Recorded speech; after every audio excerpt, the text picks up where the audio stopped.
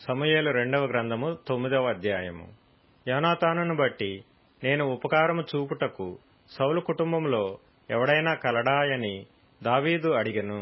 సౌలు కుటుంబమునకు సేవకుడగు Ziba అను ఒకడుండగా వారు అతనిని దావీదు నొద్దకు పిలువనంపిరి. రాజు, సీబావు నీవే గదా అని అడుగగా అతడు, నీ దాసుడనైన నేనే సీబాను అనెను. రాజు, యెహోవా నాకు దయచూపినట్లుగా నేను ఉపకారము చేయుటకు సౌలు కుటుంబములో ఎవడైనానొకడు శేషించియున్నాడాయని అతని నడుగగా సీబా, యోనాతానుకు కుంటికాళ్లు గల కుమారుడొకడున్నాడని రాజుతో మనవి చేసెను. అతడెక్కడ ఉన్నాడని రాజు అడుగగా సీబా, చిత్తగించుము, అతడు లోదెబారులో అమ్మీయేలు కుమారుడగు మాకీరు ఇంటనున్నాడని రాజుతో అనెను. అప్పుడు రాజైన దావీదు మనుష్యులను పంపి లోదెబారులోనున్న అమ్మీయేలు కుమారుడగు మాకీరు ఇంట నుండి అతని రప్పించెను.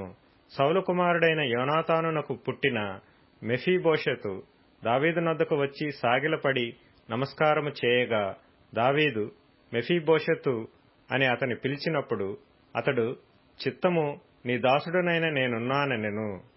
అందుకు దావీదు, నీవు భయపడవద్దు, నీ తండ్రి అయిన యోనాతాను నిమిత్తము నిజముగా నేను నీకు ఉపకారము చూపి నీ పితరుడైన సౌలు భూమి అంతయు నీకు మరలా ఇప్పింతును.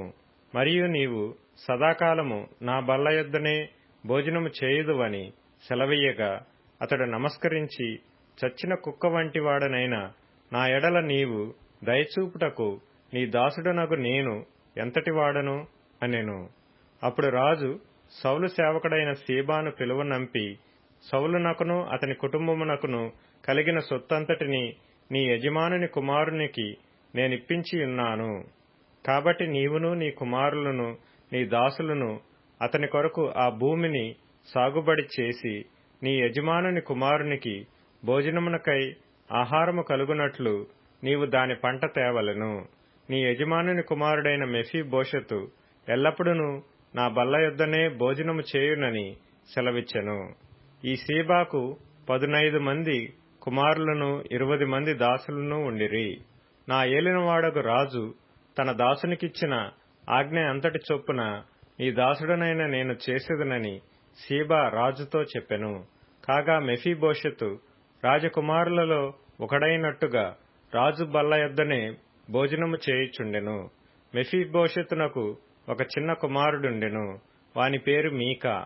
మరియు సీబా ఇంటిలో కాపురమున్న వారందరూ మెఫీబోషెతునకు దాసులుగా ఉండిరి. మెఫీబోషెతు యెరూషలేములో కాపురముండి సదాకాలము రాజు బల్ల యొద్ద భోజనము చేయుచుండెను.